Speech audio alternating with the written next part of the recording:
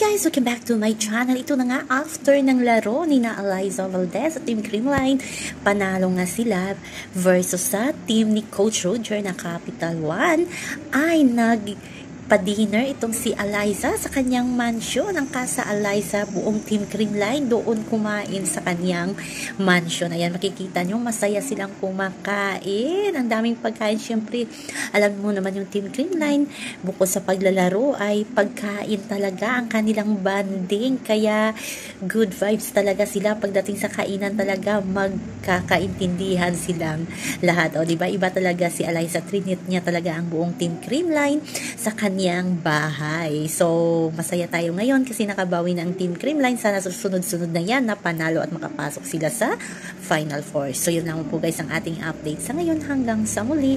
Bye-bye. Always remember, wag po tayong magpaka-stress. Please like, share, and subscribe yung channel para ma-update kayo sa mga bago kong upload.